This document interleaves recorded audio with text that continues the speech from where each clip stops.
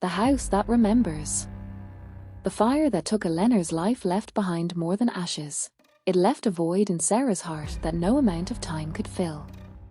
The old Victorian house on Willow Street, where they'd spent 12 years building a life together, stood as a silent witness to their love and loss. Sarah couldn't bear to sell it. The creaking floorboards, the stained glass window in the dining room, the garden where Elena used to hum while planting roses, they were all pieces of her. To leave the house would be to abandon Elena entirely, and Sarah wasn't ready for that. Not 2 years after the fire, not ever. The townsfolk in Ashwood whispered about the house. They said it was cursed, that the fire wasn't an accident but a manifestation of something darker tied to the land. Sarah dismissed the rumors. Grief had made her immune to superstition. She kept the house as a sanctuary, dusting Elena's books, watering her plants, and sleeping in their shared bed, where the scent of her lavender perfume still lingered faintly in the pillows. It was a Thursday night, storm clouds rolling over the hills, when it happened. Sarah was in the living room, flipping through an old photo album, her fingers tracing Elena's smile in a picture from their honeymoon. The wind howled outside, rattling the windows. Then, a whisper, soft, unmistakable, carried on the air like a breath. "Sarah!" Her heart stopped. She dropped the album, the pages splaying open on the floor. The voice was Elena's, that gentle cadence she'd know anywhere. "Elena?" Sarah called, her voice trembling. Silence answered, heavy and oppressive. She stood, scanning the dimly lit room, the shadows dancing in the flicker of the fireplace. "Elena, is that you?" Another whisper, this time from the hallway. "Sarah, help me." The words were faint, as if spoken through a veil. Sarah's legs moved before her mind caught up, carrying her toward the sound. The hallway was dark, the air colder than it should have been. At the end, the attic door, always locked, stood slightly ajar, a sliver of moonlight spilling through the gap. Sarah's hand shook as she pushed the door open. The attic stairs creaked under her weight, each step amplifying the thud of her heart. The attic was a cluttered maze of boxes, old furniture, and forgotten relics from the house's previous owners. Dust motes floated in the moonlight, streaming through a small, circular window. The whisper came again, clearer now. "Sarah, I'm here." "Where?" Sarah's voice cracked. She spun, searching the shadows. Her eyes landed on a wooden chest in the corner, one she didn't recognize. It was ornate, carved with intricate vines, and locked with a rusted padlock. The whispers seemed to emanate from it, pulsing like a heartbeat. Sarah knelt, her fingers brushing the cold wood. The padlock fell open with a click, though she hadn't touched it. Inside was a leather-bound journal, its pages yellowed but intact. The cover bore no name, only a faint burn mark, as if it had been singed but spared by the fire. Sarah opened it, her breath catching as she recognized Elena's handwriting. The first entry was dated a month before the fire. October 12, 2023. "This house is more than it seems. I found something in the basement today, a hidden room behind the wine cellar. There were symbols on the walls, old and strange, like nothing I've ever seen. I don't know why, but I feel like the house is watching me. It remembers things we've done, things we've felt. I haven't told Sarah yet. I don't want to scare her." Sarah's hands trembled as she turned the pages. Elena had documented her discovery of the house's secrets, a history of tragedy tied to its foundations, built on land where a family had perished in a fire a century ago. The journal described how the house seemed to record emotions, love, anger, grief, storing them in its walls like a living archive. Elena had found evidence of this in fleeting visions, glimpses of past residents, their joys and sorrows replaying like echoes. The final entry, written the night before the fire, was chilling. November 9th, 2023. The house is angry. I can feel it in the air, heavy, like a storm about to break. I tried to leave, but the doors wouldn't open. Sarah was at work, thank God. I think the house wants to keep me here, to add me to its collection. If something happens to me, Sarah, find this journal. It's the key. Don't let it take you. 2. Tears blurred Sarah's vision. Elena had known something was wrong, and Sarah hadn't been there to protect her. She clutched the journal, her mind racing. Was Elena's voice real, or was grief playing tricks on her? The whispers returned, urgent now. Sarah, the basement. She stumbled downstairs, the journal tucked under her arm. The basement door, usually stiff, swung open effortlessly. The air grew colder as she descended, the single bulb flickering. Behind the wine cellar, just as Elena had written, was a false wall. Sarah pushed it aside, revealing a small room. The walls were covered in carved symbols, spirals, eyes, and jagged lines that seemed to pulse in the dim light. In the center was a stone slab, etched with the same burn mark as the journal. Sarah, the voice was louder now, coming from the slab. Sarah knelt, her fingers tracing the mark. The stone was warm, vibrating faintly. I'm trapped, Elena's voice whispered, now clear as if she was standing beside her. The house took me. It's holding me in its memories. How do I get you out? Sarah's voice broke, desperation clawing at her chest. It burned the journal, Elena said. It's the anchor. Destroy it, and you'll free me, but be careful. The house won't let go easily. Sarah raced upstairs, her heart pounding. She grabbed a lighter from the kitchen and set the journal on the dining room table.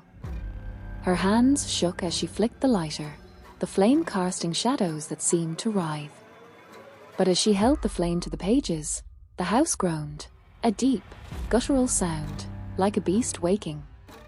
The windows rattled, and the air grew thick, pressing against her chest. Stop! A new voice, harsh and unfamiliar, echoed through the room. The lights flickered, and the temperature plummeted. Sarah spun, her breath catching as shadows coalesced into shapes, figures of people she didn't recognize, their faces twisted with anger. You can't take her, one hissed, a woman in an old-fashioned dress, her eyes hollow. She belongs to the house now. Sarah stumbled back, the lighter falling from her hand. The figures advanced, their forms flickering like static. Elena is ours, another said, a man with a scarred face. Her grief, her love, it feeds us. No! Sarah screamed, grabbing the journal and running for the fireplace. She threw it into the flames, watching as the pages curled and blackened. The house roared, the walls shaking violently. The figures lunged, their hands clawing at her, but Sarah stood her ground, tears streaming down her face. You can't have her. The fire consumed the journal, and the room exploded in light. The figures screamed, dissolving into ash. The shaking stopped, and silence fell, broken only by the crackle of the fire. Sarah collapsed, sobbing, her heart torn between hope and fear. Sarah?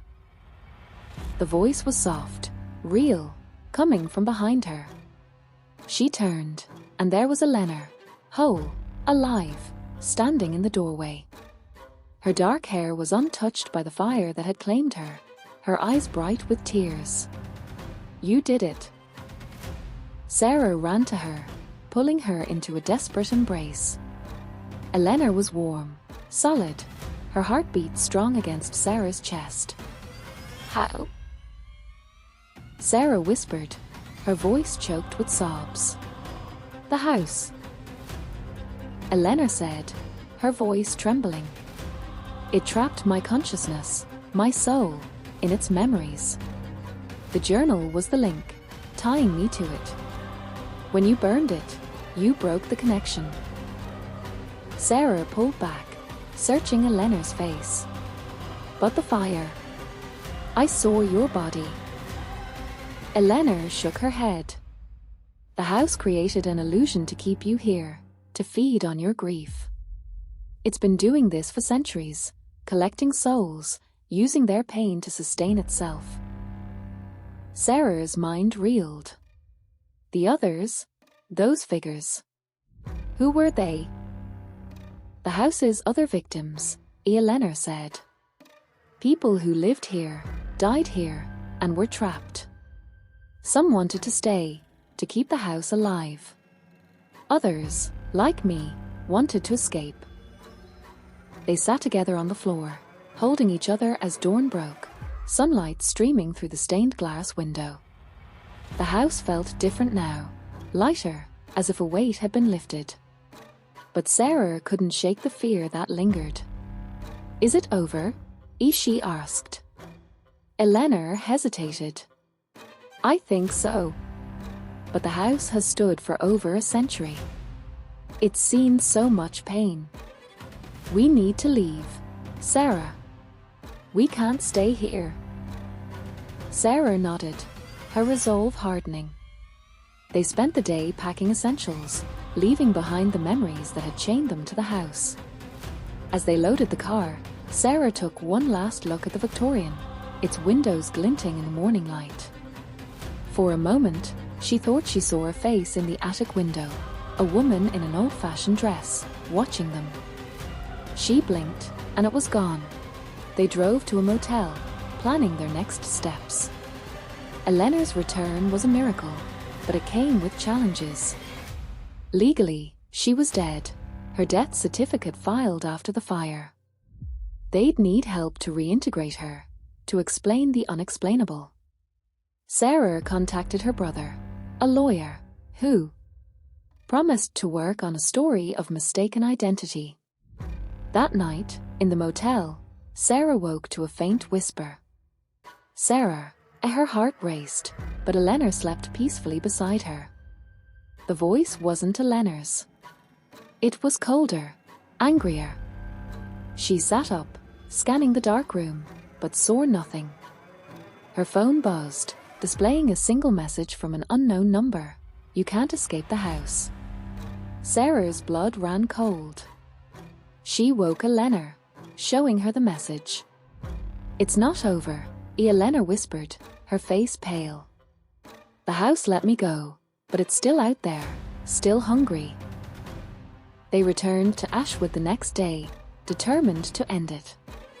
With the help of a local historian, they uncovered the house's origins, built on a site where a ritual had gone wrong, binding the land to a malevolent force that thrived on human suffering. The historian suggested a cleansing ritual, but warned it could provoke the house's wrath.